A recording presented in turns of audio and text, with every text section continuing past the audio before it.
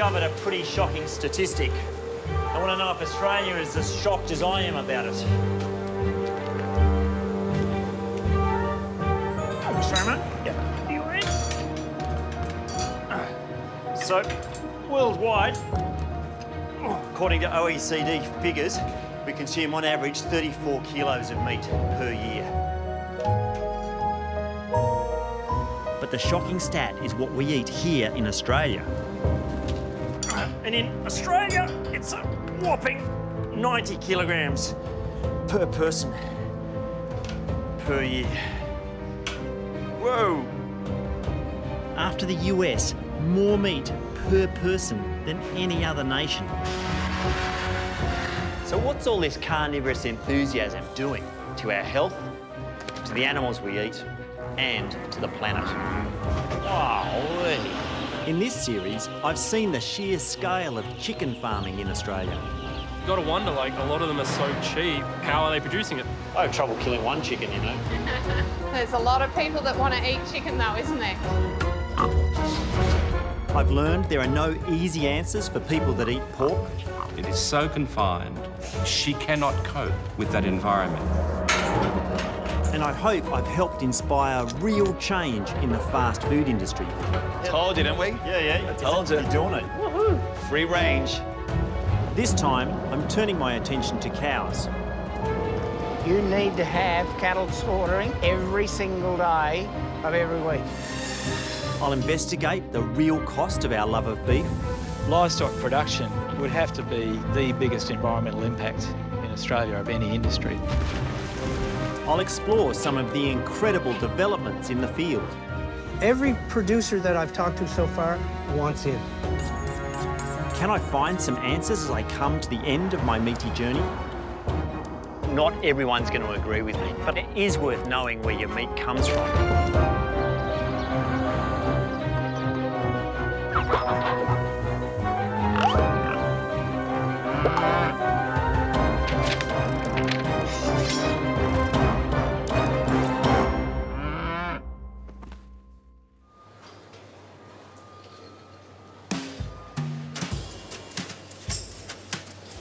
Sorry. As the second biggest meat eaters in the world, I want to see if everyday Aussies know or care that we eat this much meat. How you going? My name's Matthew. Lachlan. Natalie, this is Cleaver. Hello, Cleaver. How are you? I'm asking people about their meat consumption. I'm wondering how often you eat meat. Probably around 3-4 times a week. We eat meat about 4 to 5 times a week. Yeah, right. So most nights. Most nights, yeah. I eat so much meat, I can't even tell you. It's crazy. I eat So meat what, twice a day? twice a try like 3-4 times a day. I pretty much eat it as a staple with every meal. I only because I obviously go to the gym. Me too. Yeah, I can tell. I just want to show you what some averages. Now, this is the average amount that's consumed by people around the world. That's a lot of meat. Over a year. Now, this one is the amount Australians eat. Wow. That's insane. That's 90 kilograms on average. It actually makes me feel quite sick looking at how much meat we eat. What do you think when you see that? Scary. Oh my gosh. Yeah, Sunday barbecues. A lot of Sunday barbecues. Yeah. For us Aussies, the quintessential meat is steak. After chicken, beef is our second most popular meat. But do we know where the beef that we eat comes from? And what are the true costs of our appetite for it? I have a few dairy cows on my farm down here in southern Tasmania, and they provide enough milk for me and my family. Occasionally, I might slaughter and eat one of our beef herd, but I'm interested in how this is done on a commercial scale in Australia.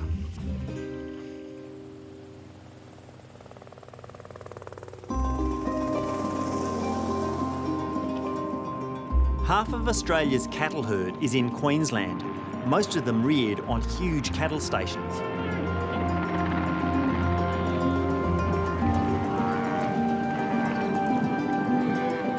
There are about as many beef cattle in Australia as there are people. The cattle stations up here are really big, mainly because they don't grow as much grass per acre. And so I'm off to see how one of those really big cattle stations are run. Hopefully I'll get to see it from the air. The pasture on the land up here is not as lush as it is further south, so the cattle need to graze more widely to get the feed they need. Which is why, these days, the chopper is the vehicle of choice to get around. I've always wanted to do this, take a chopper ride over a cattle station. Hey, mate. There you go. Good, thanks for this.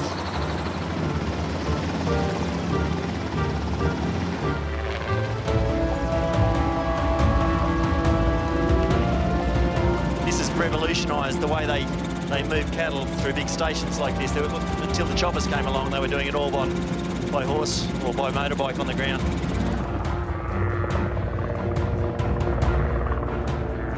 I guess for a lot of people, this is what they think of when they think of cattle farming in Australia. There's so much land, as far as the eye can see, enormous.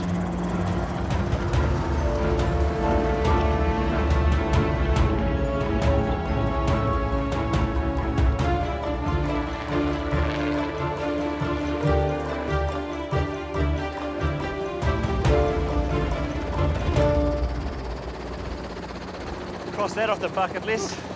What an insane country. The size and scale defies belief. You really get a good look at it from up there, though. This station, Natal Downs, is managed by Bryce Cam. The property is a staggering 1 million acres. How many cattle would you have on the place any one time? Currently we've got about 32,000 head here, and I guess at peak capacity we can handle about 40,000 head of cattle. I can't even get my head around that. Have you got cattle on your farm yourself? Oh, huge numbers. Huge numbers. Yeah, we've got Alice. Okay. And we've got Iris. Starting 30 years ago with just 4,000 head of cattle, Bryce and family do everything they can in the tough, dry land of central Queensland to meet the demands for Aussie beef. When Mum and Dad came here, I think there was 2 dams here when they moved here, and now there'd be in excess of 30.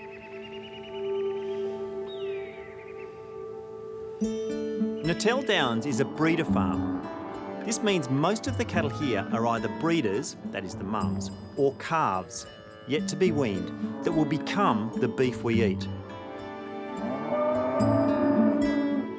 So with the older cows, you know, what happens to them? I guess they don't make very good steak or roasts. Largely the big story around cull breeders is going into the trim trade. That's headed towards mince and the hamburger trade. You gonna load some up? Yeah.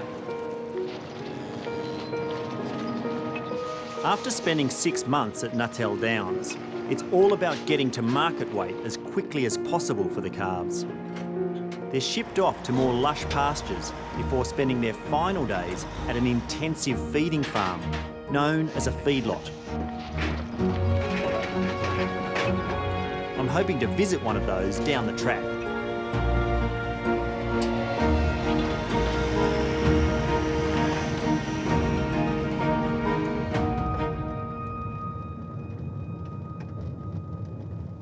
Pretty incredible to be on a farm that's 1 million acres in size.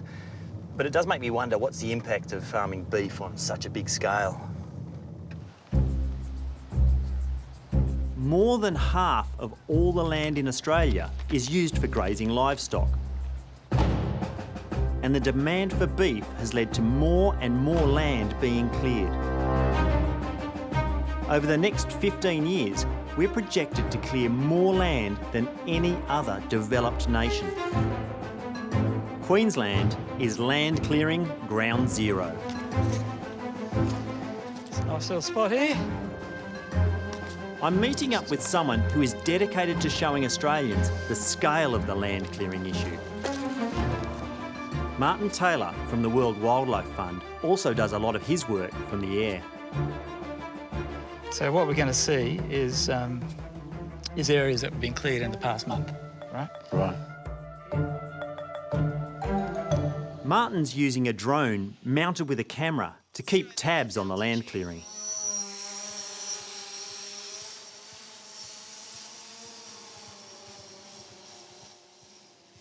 Here, just have a look at it. Yeah.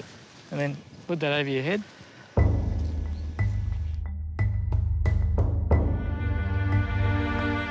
Wow, we're talking serious land clearing. Last year alone, almost 300,000 hectares of land was cleared.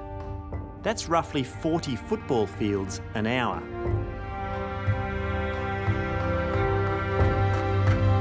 You take out the forest, you take out the animals that are dependent on, the gliders, the possums, lots of small marsupials, certain wallabies.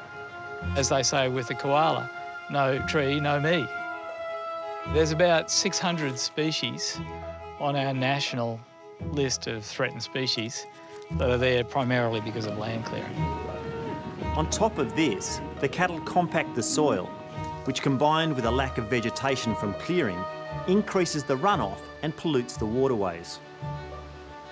So if there's increased runoff from big cleared areas, where does that head from here? Does that go east down? Well, that goes down to the reef from here. Yeah, down the Great Barrier Reef. Fitzroy, yeah. All of that soil washing into the reef is recognised by the Marine Park Authority as a major threat to the reef. And, you know, that's coming, we know, from land clearing.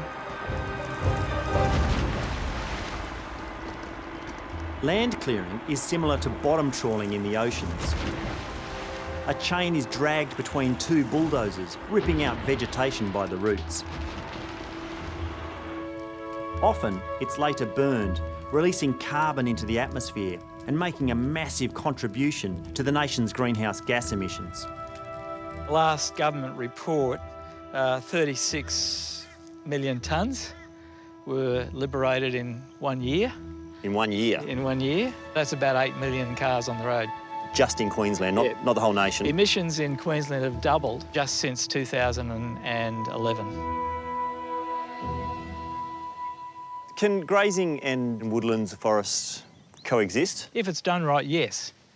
Yes, it can be. Grazing livestock is an appropriate use, particularly in woodland, you know, where there is a lot of grass. Vast areas of this country are open woodland and quite suitable for grazing if you do it right. Most graziers want to be responsible, and we'd like to put in place a system that allows them to show that they are being responsible and get rewarded in the market for it. But we need a standard that you can label and say, my beef's met this standard, and that goes right to the consumer. The consumer can choose then and say, well, I want that sustainable beef. I'm stunned by the scale of land clearing that is happening so that we can eat beef. I want to know if people are as surprised as I am by it. So I have an idea of how to put it to the test. I'm going to give out free beef burgers. And while people eat the burgers, I'm going to play them some video showing them how much land is cleared so they can eat beef. G'day. Hi. Want a free burger? Yeah, sure. Yeah, mate, love a burger. Do you want to have a free burger? Yes, please. Oh, thank you. That's the right price anyway. And the conditions that apply. I just need you to put the headset on. Yeah. And I want to show you a video. Cheers. Yeah.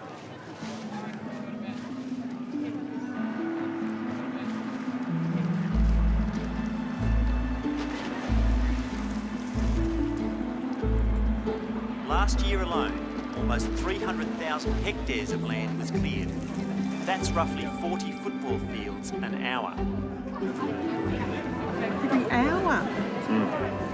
There's about 600 species on our national list of threatened species that are there primarily because of land clearing.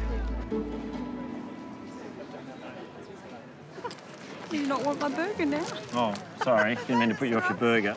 Did you know that before? No, I did not. I don't really want to eat it anymore. Oh, you don't have to if you don't want to. No, it's fine. I'm taking the bite now. Were you aware of land clearing? Somewhat, but not to that extent. If it was at 40 football fields a day cleared? An hour. An hour, well, How does that make you feel watching that? It's disturbing, of course. I had no idea that there was any environmental factors that were really damaging in like meat production. To see it like that in its full glory is disturbing. That's terrible. They're having to knock the trees down just for cattle, yeah. What did you think about the statistics, 40 football fields an hour? No one thinks about that sort of thing. That's huge, isn't it? Absolutely huge. Do you think most Australians would be shocked if they knew those statistics? I'd say so. Yeah. Definitely. Take it for granted when you go to a supermarket. It's that picture is far removed from the supermarket. We know it's not a good thing. It's just, often how damaging it really is isn't conveyed as well as that video does. Yeah. Would you ever consider eating less beef if it meant that there'd be less land clearing? Yeah. I probably would eat less. Yeah. Yes. Yeah, I will. Yeah. I think so. If one of the solutions was to eat less beef, would you do that? I think I've already tried to take that on. Yes, I just took a free burger, but I think, reducing it just a little bit by a little bit, like only eating meat once a day rather than you don't need to eat it every meal 3 times a day. Best thing is maybe try to reduce, but we need to do something about it, definitely.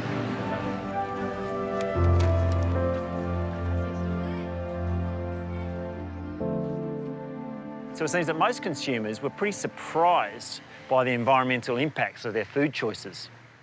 And I want to know how beef compares to other foods.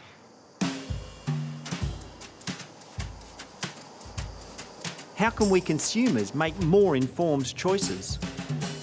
I've come up to Armidale to visit the CSIRO Animal, Food and Health Sciences Research Centre. Good I'm morning. Matthew. I'm Matthew, Sandra Eadie. Nice to meet you. Thanks for this. It's our pleasure. Welcome. I'm meeting Dr. Sandra Eadie, who compares the carbon emissions of different foods. So lentils are about 1 kilogram of greenhouse gas emissions per kilogram. Right. Bread's about the same. Yep. By the time it's baked and put in a plastic bag on the shelf in the supermarket. Yep. If we then go onto meat, the chicken is about 3 kilograms of greenhouse gas emissions per kilo of chicken. All right, so about 3 times the lentils and bread. Yep. Pork's about 6. Double, yeah. Yep. And then when we get to the beef, 25 kilograms.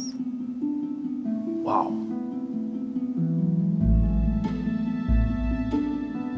So it's 25 times more greenhouse gas emissions per kilo for the beef than for the lentils and the bread. Yes. And that's because cattle are ruminants and they have 4 stomachs, and 1 stomach is just a big fermentation vat.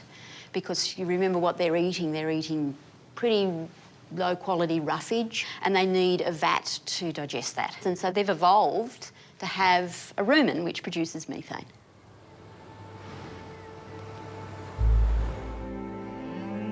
Methane is produced by the bacteria in a cow's stomach as it digests the grass. It is a powerful greenhouse gas that over a 20-year period traps 84 times more heat in the atmosphere than carbon dioxide. Therefore, the carbon footprint of beef compared to other foods is on a very different scale. Producing 1 kilogram of bread creates roughly the same carbon emissions as driving a car 3 kilometres. For 1 kilo of chicken, the carbon emissions are around the same as driving the car 8 kilometres.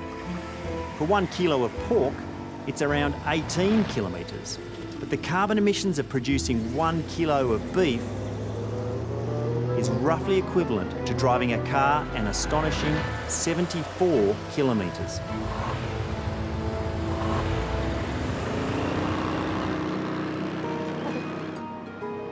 If we want to reduce the environmental impact of eating beef, we need to tackle the methane issue. And in that, some of Sandra's colleagues at the CSIRO could have discovered a global game changer. This is going to change the whole conversation around beef and its emissions, isn't it?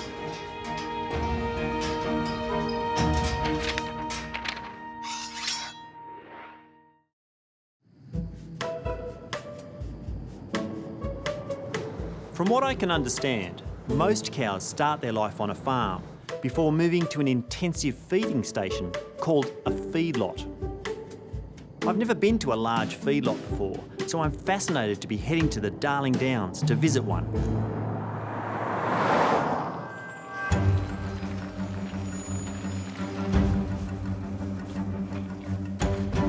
Kev Roberts runs Sandalwood Feedlot, which accommodates up to 18,000 cattle.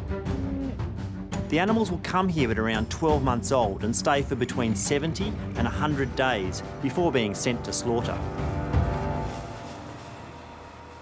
This is our feed shed. We could feed out up to 350 tonnes of feed a day here when we're at full go. So in terms of a cow, what does a cow get per About day? 16 kilos per head per day. A feedlot is all about the feed.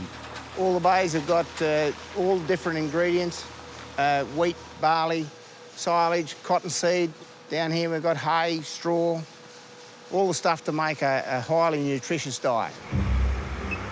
Feeding cows grain instead of their natural diet of grass helps them to put on weight more quickly. Whoa, Jesus God. We're feeding them for performance. We're trying to grow meat. You just can't do things the way we used to do them. Can I try it? Yeah, you bet.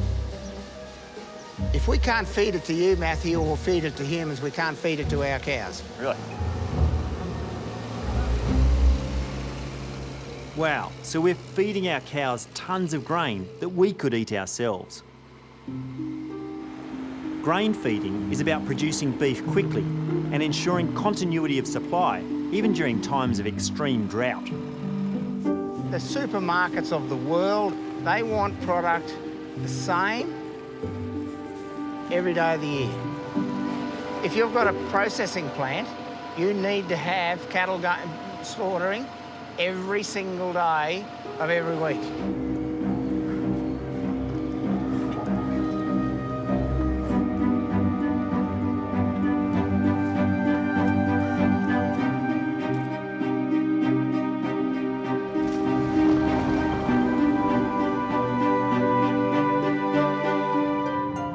I'd heard lots of horror stories about feedlots, and probably from overseas, most of them, and that was nothing like as scary as I thought. But, you know, watching those cows stand, you know, in one place and feeding them grain that humans can eat, I'm not sure it's the best use of our resources. And in Australia, do we want to have such intensive farming? Do we need it? It's not black and white, I guess, but it's way more complex than I thought.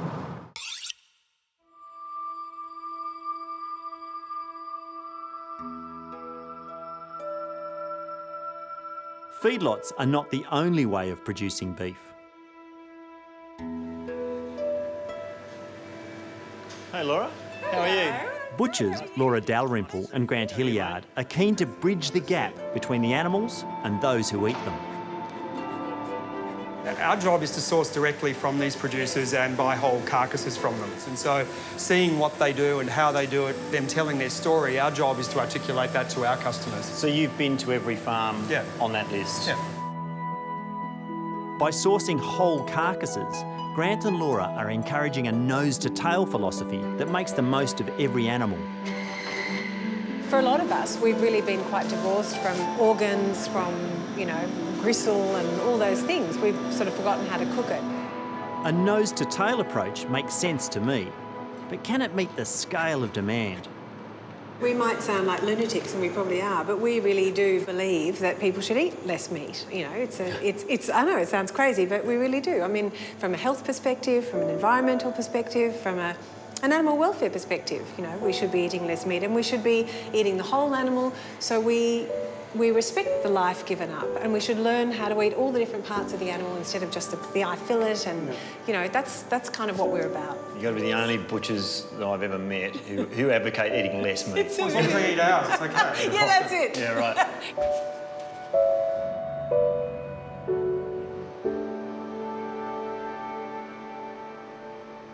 Having seen firsthand the impacts of intensive cattle farming on the land, I reckon there's a compelling argument for eating less beef.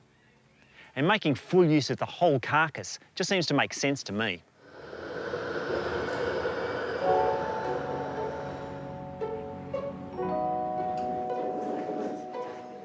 So I've decided to host an event for a cross-section of beef eaters to see the entire journey a single cow makes, from the paddock all the way to their plates.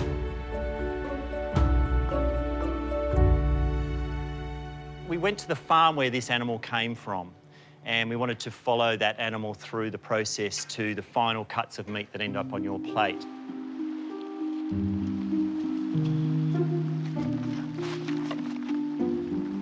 But first of all, I wanted to show you where the cow was in the paddock. Also, a little bit of footage from how the cow was killed at the abattoir, and it might be confronting for you. Yeah. It's the thing when you ride in the back. So that's him? Yeah.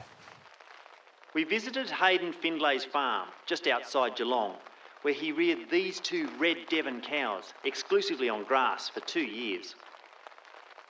We chose the breed for its ability to grow on grass solely, finish on grass, and perform well down here in our environment. Is it the breed that you brought me here for?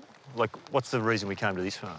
Well, I really like the way Hayden farms. I really like the way he sort of rotates different species. He's generating income off the pigs that have come through here, the chickens that are laying eggs off here, all for the same bit of land. You know, it's a very efficient way of farming. Hayden is constantly moving the animals so that no piece of land is ever overgrazed. It's called rotation farming. I think the underlying principles of keeping things moving, looking after your soil, you know, that your animals are well looked after, but also it's a business, so we need to be deriving an income. But if we don't look after our soil, which is our most important resource, you don't have a business. We're going to take both of them off? We will, yeah. We'll take both of them. We like to take two to the abattoir. They've grown up together, they've grazed together. It's just that low stress, it's keeping Keeps them calmer. Yeah. Yeah. You know, we end up with a better quality product.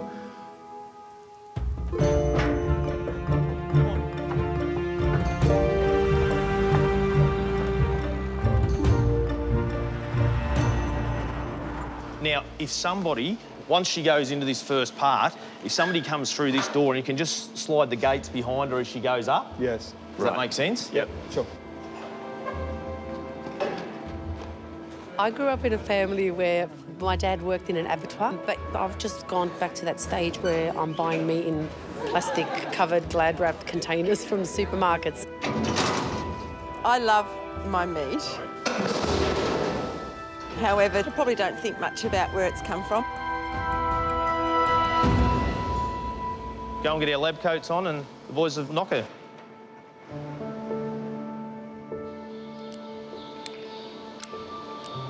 Our cow is killed instantly using a bolt gun to the head.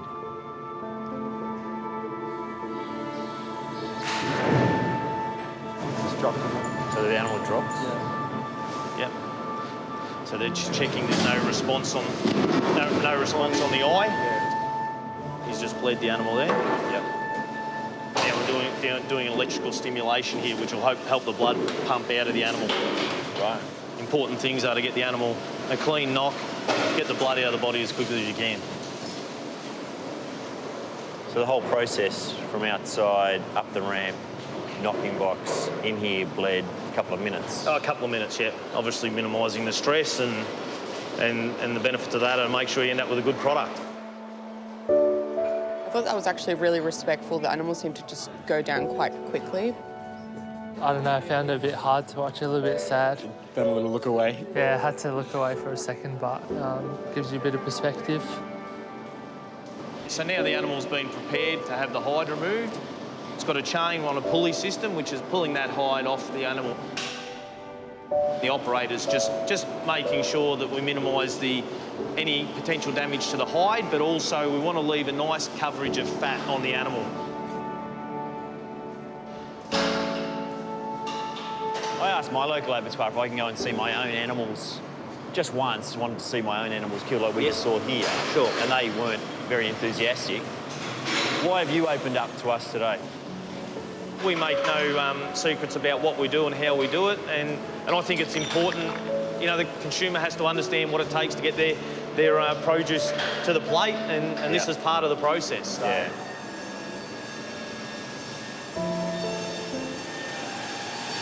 All this in the old days would have just been done with a handsaw. Anyone watching this at home, you know, what we see is it's not a beautiful thing, it's not a pretty thing, it's a grim thing. But this is the moment where you go from the living animal to having meat, isn't it? Oh, exactly. That's exactly right. Nobody sees this as an attractive part of the process, but it is a necessary part of the process. It's confronting. It visually shows us what we already know, but we push in the back of our minds because we like eating meat. With the offal, yes. What happens to all of that? By default, we'd take the cheek, the tongue, the heart, the liver, the kidney, tails as well. There's an old saying that the only thing doesn't get sold out of the abattoirs is the moo.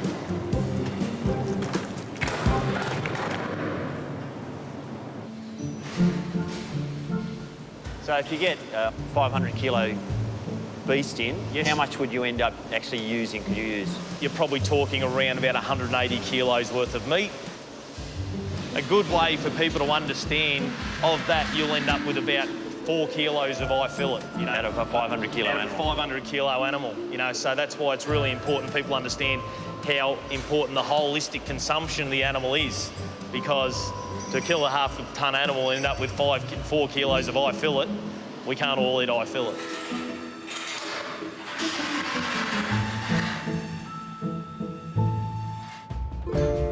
Next, we'll discover the impact of our obsession with a few choice cuts. Consumers drive this. You are stitched into the production cycle.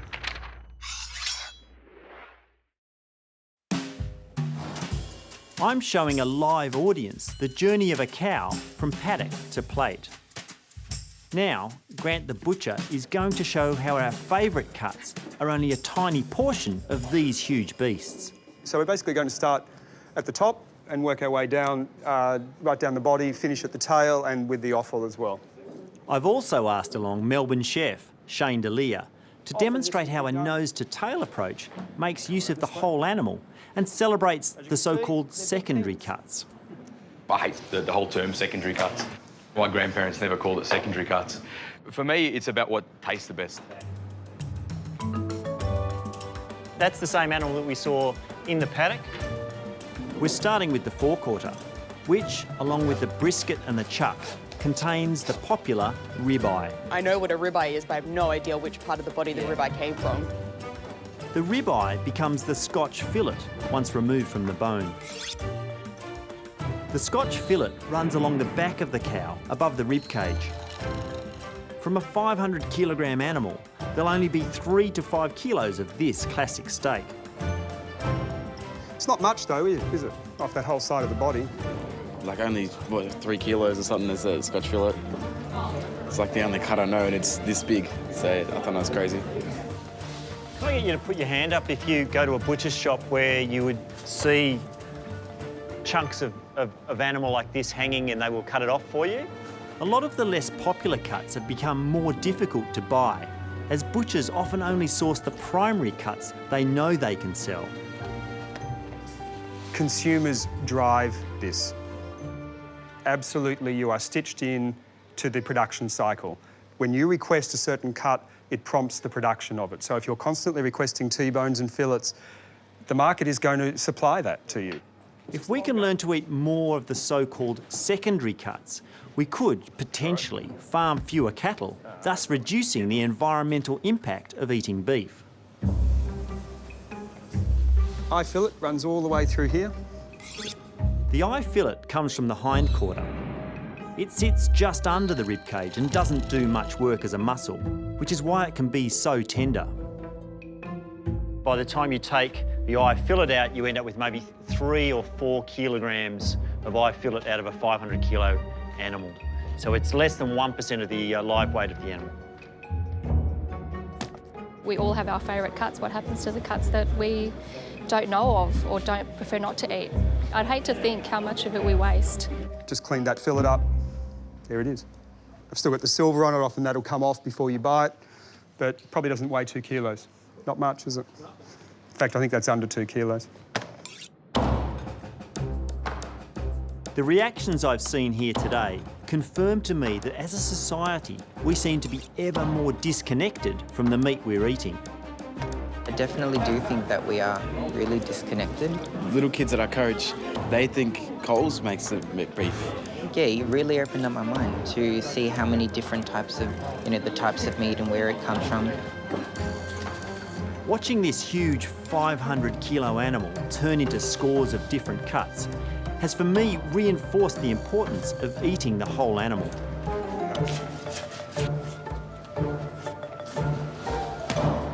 As a society, we need to be able to value every little bit, whether it's that or whether it's the eye fillet and the sirloin. Absolutely, and rather than lesser cuts or secondary cuts, they're just different cuts, and we value them the same, we just cook them differently. And on that note, it's time for the offal. That's the liver, so it's quite large.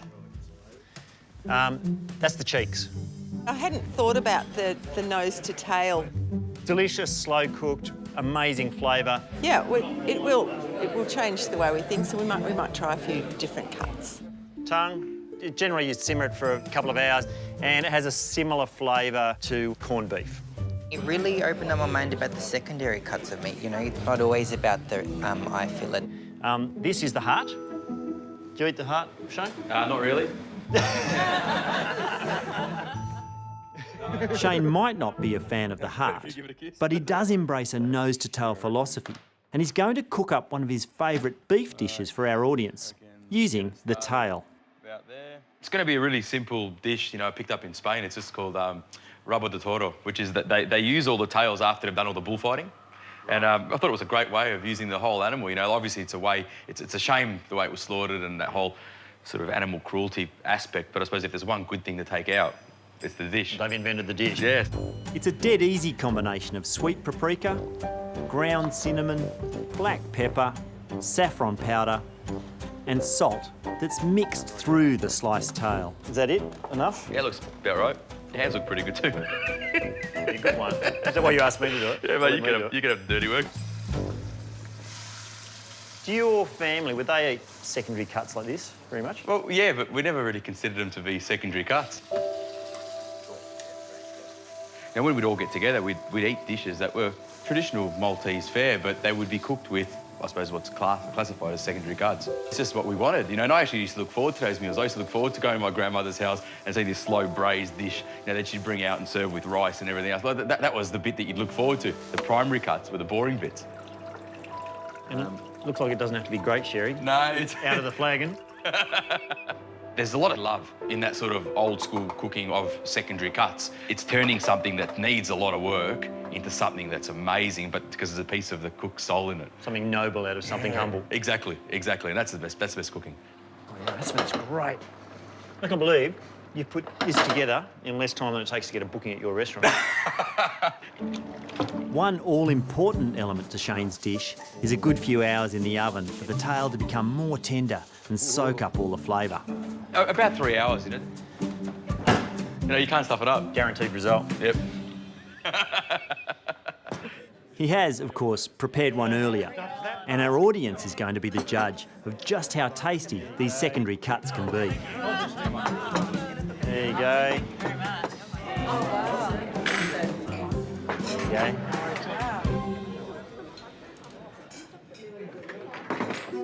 It was amazing to see how much meat there really was and how how everything was usable. That you don't want to waste something like that. It's a beautiful creature. You don't want to waste it.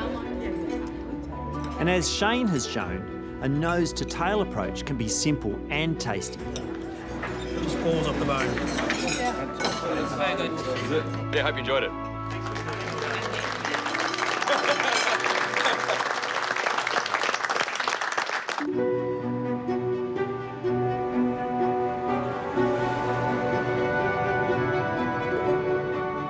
But how much of this red meat should we be eating? Is it actually good for us? You only need to scan the internet for 5 minutes to find the answers are by no means straightforward. The pain is temporary, but glory lasts forever. He's loving this. He's loving the contest. The industry body for beef and lamb is called Meat and Livestock Australia, or MLA. Its marketing arm consistently advertises that beef is good for you.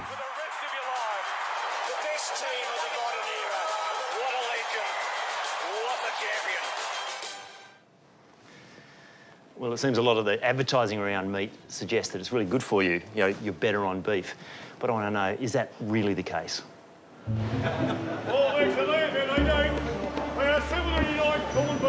I know that we Aussies eat nearly 3 times more meat per person than the global average.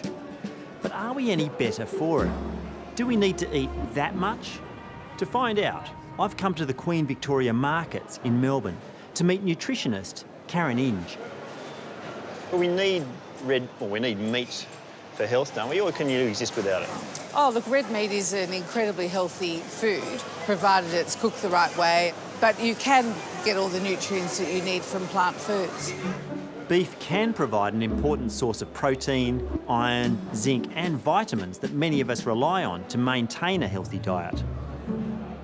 But are there particular cuts that are more nutritious than others?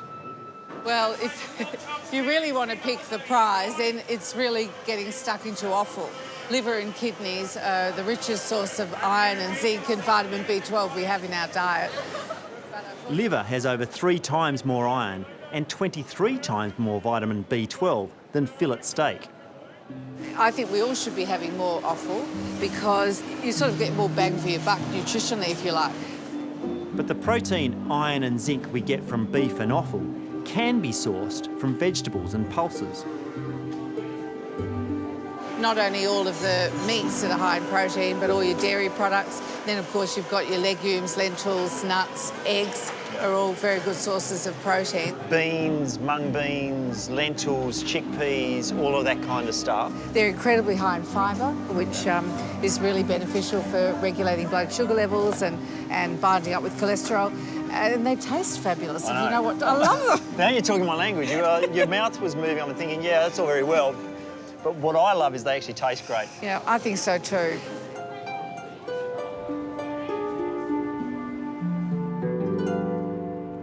It's interesting that Karen recommends eating more offal for nutritional reasons.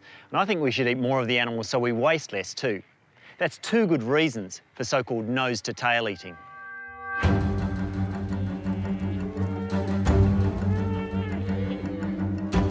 With the global cattle herd numbering around 1 billion animals, for me, it's the environmental impacts of cattle farming that need the most urgent attention. And I'm excited to discover it's starting to get some. Every producer that I've talked to so far wants in.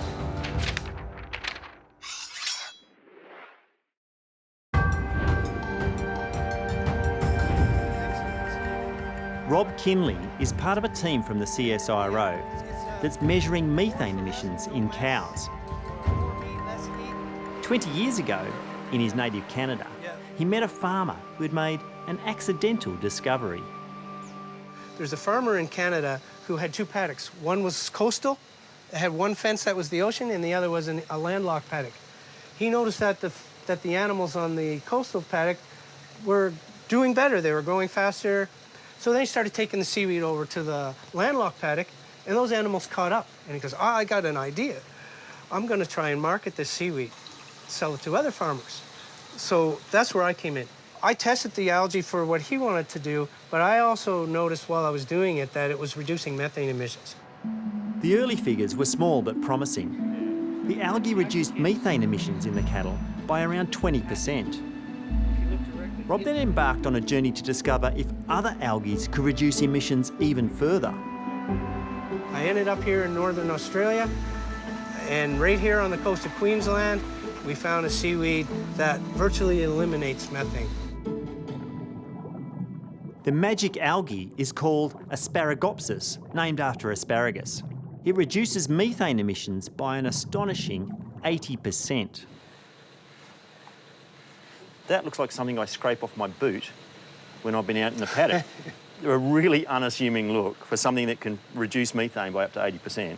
It won't hurt me if I try a bit of that? No, it won't hurt you, but you want to have a beer or something with you to try and wash that down. That's really quite delicious. The discovery isn't ready for market yet, So Rob is working with CSIRO colleagues Ed Charmley and Mel Matthews to gather more data.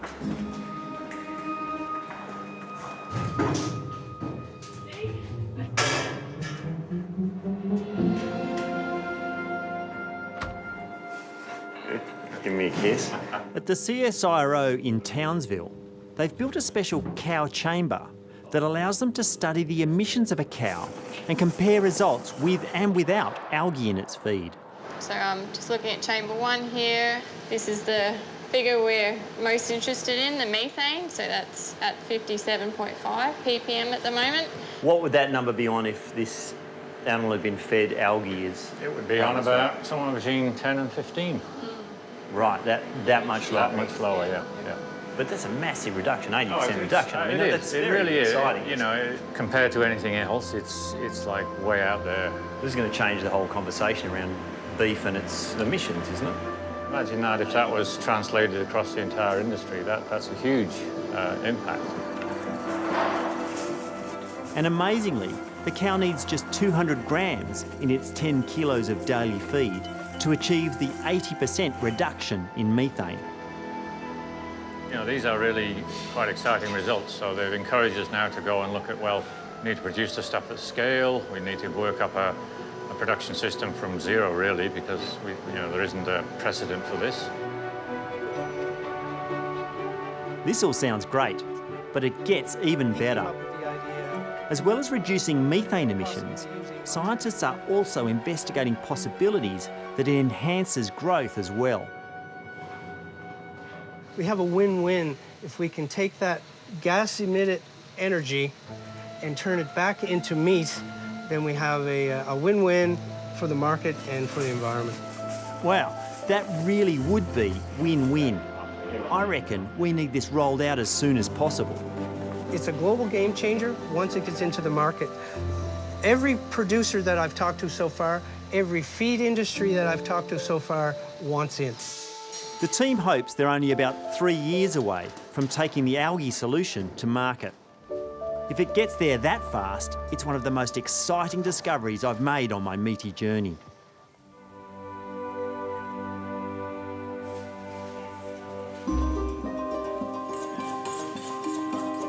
It's a journey that is finally coming to an end. Oh, there's people here. Come on in. Knowing what I do now about the impacts of our voracious carnivory on our health, our animals and on the environment, I feel I'm ready to stick my neck out. I realise that not everyone's going to agree with me, but I don't think we Aussies should be so proud that we're the second biggest meat-eating nation in the world. I reckon it's okay to say sometimes that we won't eat meat, or we'll eat less meat, and that's what I'm going to try and do. Today, I'm making a 3-course lunch for friends using chicken, pork and beef in a way that reflects what I've learned on this journey. We eat 43 kilograms of chicken per person per year. With chicken, I feel that if we chose to eat a little less of it, there would be less pressure to produce so many chickens. The first course is a chicken salad, where I've only used 1 chicken for all of my guests. It carries the flavour. The flavour comes right through the whole salad. When I tried to find out how most of our pork is produced, I only found one intensive pig farmer prepared to show me. We think that people who are eating meat need to understand this system. We should be questioned on how our production system works. I think consumers deserve more transparency from the meat industry so we can see how our animals are farmed in our name. Where's this pig farm, Methane? Just over there. That's great, just checking. My journey has inspired me to make the most out of each animal that we eat. You could clean the same piece of intestine for hours. When you say you could clean it for hours, you mean... I mean you. Yeah. So for the last dish, I'm using a less popular cut of beef, the tongue, to show how the other cuts can be just as tasty.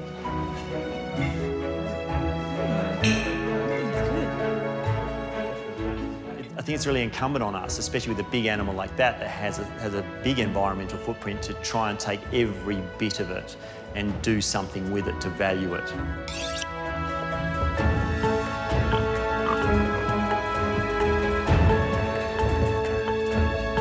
If we do choose to eat meat and want future generations to have the option too, we need to be aware of the consequences of our choices. If, like me, you can't imagine giving up meat, then it is worth knowing where your meat comes from and, where possible, making better choices for us, for our animals, and for the planet.